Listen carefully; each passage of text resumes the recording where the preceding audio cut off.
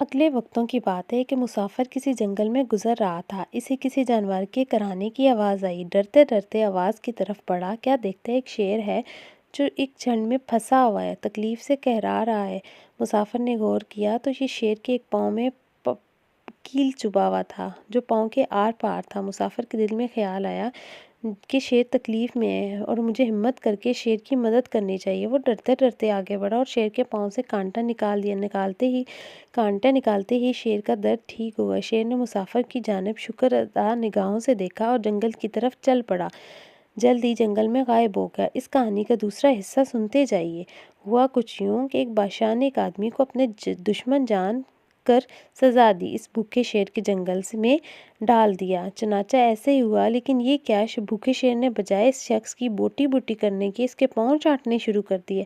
ارد گرد لوگ یہ منظر دیکھ کر حیران ہو گئے۔ دیکھتے دیکھتے یہ خبر بادشاہ تک پہنچی۔ اس نے کہا کہ ایسا کیا ہوا کہ شیر نے اس بندے کو کھانے کے بجائے اس کے پاؤں میں پڑ گیا۔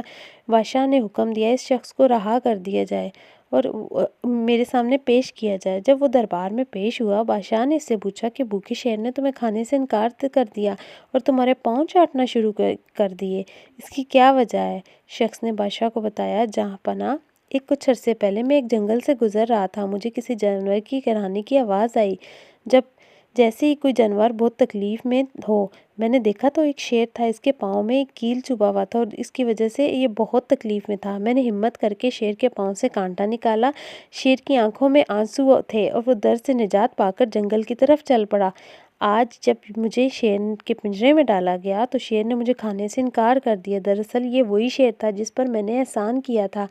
آج شیر نے مجھے احسان کا بدلہ دیا ہے۔ بادشاہ کی اس داستان کو سننے کے بعد بہت متاثر ہوا۔ اس شخص کو نہ صرف معاف کیا بلکہ درباری بنا لیا۔